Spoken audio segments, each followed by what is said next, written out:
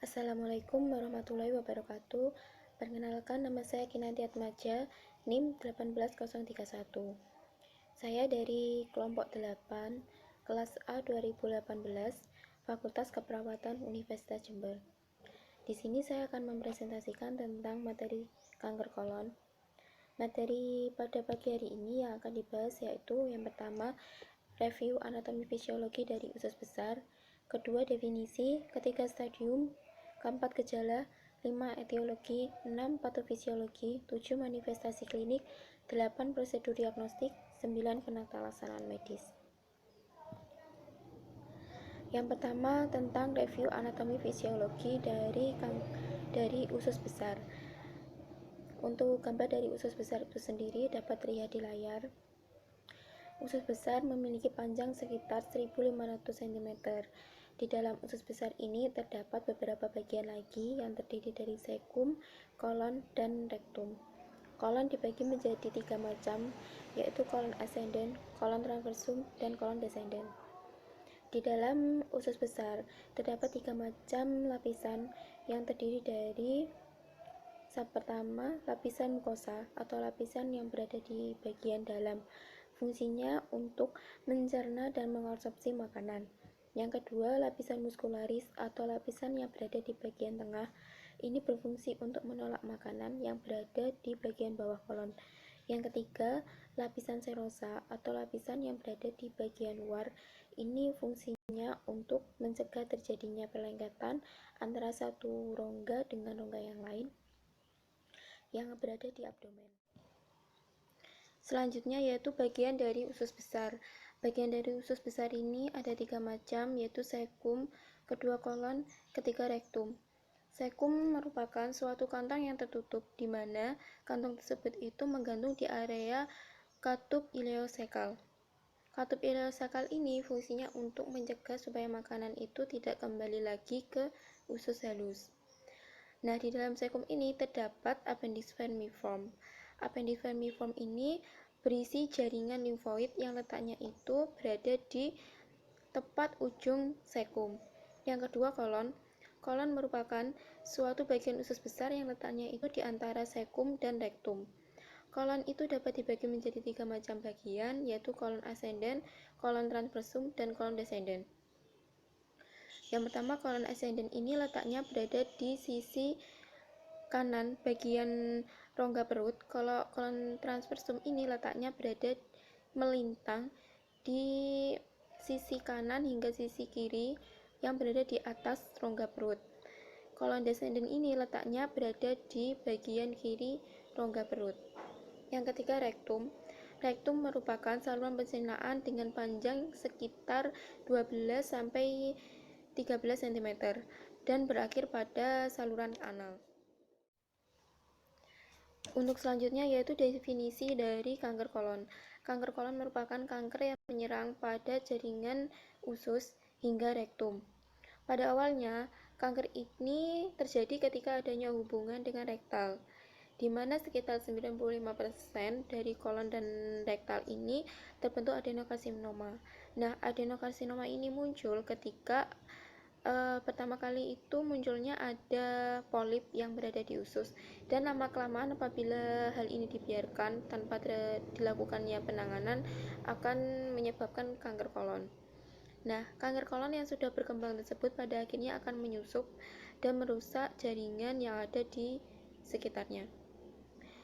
Nah, dalam gambar di layar ini, sisi kiri saya merupakan kolon yang normal, sisi kanan saya ini merupakan kolon yang bermasalah atau ada polipnya. Selanjutnya yaitu stadium kanker kolon. Stadium kanker kolon ini ada 5 macam, yaitu yang dimulai dari stadium 0 hingga stadium 4. Pada stadium 0 ini bisa disebut juga dengan stadium prakanker. Sel kanker ini pada stadium 0 akan timbul pada lapisan terdalam kolon. Akan tetapi pada tahap ini sel kanker belum berkembang dan belum menyebar ke bagian organ lain. Stadium pertama. Pada stadium pertama ini sel kanker akan mulai tumbuh pada dinding dalam kolon. Akan tetapi pada stadium ini sel kanker belum menembus ke keluar melewati dinding kolon. Stadium kedua, pada stadium kedua ini sel kanker mulai menyebar ke dalam lapisan otot kolon, akan tapi belum menyebar ke kelenjar getah bening, hanya menyebar ke jaringan terdekatnya saja. Untuk selanjutnya stadium ketiga, pada stadium ketiga ini sel kanker sudah mulai menyebar ke kelenjar getah bening, akan tetapi belum menyebar secara luas ke bagian tubuh organ lain. Untuk yang terakhir stadium 4, pada stadium 4 ini sel kanker sudah mengalami parah, yaitu sudah mengalami metastasis, di mana sel kanker sudah mulai menyebar ke bagian tubuh yang lain seperti hati, paru-paru, dan tulang. Nah, untuk selanjutnya yaitu tentang gejala dari kanker kolon. Gejala dari kanker kolon ini ada dua macam. Yang pertama dari kebiasaan buang air besar, dan yang kedua karena dilakukannya manifestasi klinik. Yang pertama, karena kebiasaan buang air besar, ini ada 4 macam gejala, yaitu diare atau sembelit, kedua perut terasa kembung, ketiga keluar darah saat feses, keempat feses lebih sedikit. Sedangkan gejala yang dilakukan setelah dilakukannya manifestasi klinik itu ada dua macam. Yang pertama subakut dan yang kedua akut.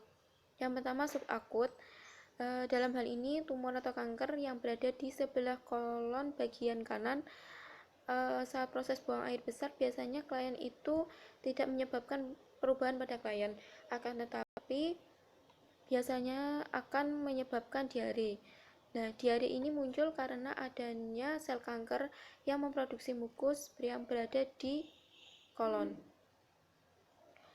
Nah, sedangkan kanker kolon bagian kiri itu dirasakan klien itu merasa sakit, akan tapi rasa sakit itu akan mulai mereda dan hilang ketika klien itu setelah buang air besar. Jadi setelah buang air besar, rasa sakitnya itu hilang dan mulai mereda.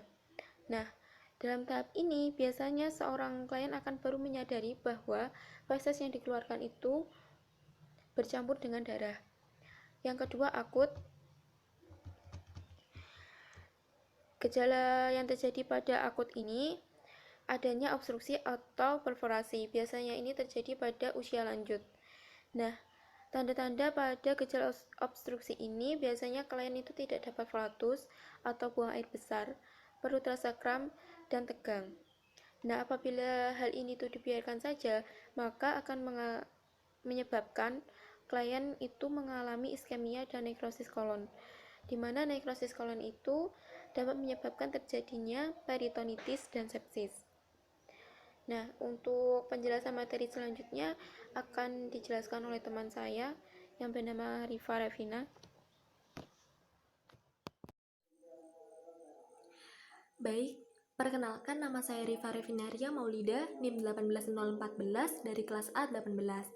Di sini saya akan melanjutkan penjelasan dari teman saya tentang kanker kolon. Nah, yang pertama saya akan membahas tentang bagaimana etiologi dari kanker kolon itu sendiri.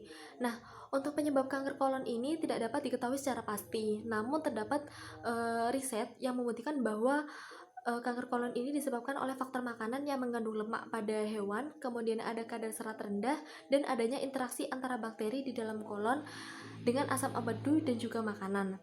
Kemudian, selain itu, terdapat beberapa faktor resiko tinggi terkena kanker kolon menurut Wijaya Kusuma tahun 2010, yaitu yang pertama, seseorang yang berusia lebih dari 40 tahun dan memiliki riwayat gangguan gastrointestinal atau gangguan pencernaan. Kemudian yang kedua, ada faktor genetik atau terdapat salah satu anggota keluarga yang menderita karsinoma kolon. Dalam hal ini, genetik ini yang dimasukkan adalah faktor keturunan.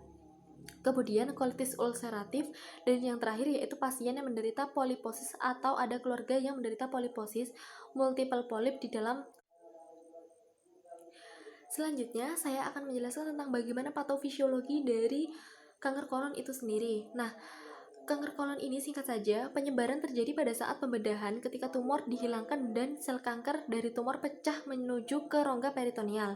Kanker ini awalnya tidak dapat terdeteksi, namun setelah ada tanda gejala tumor, ini dapat diketahui secara langsung dan sangat berbahaya.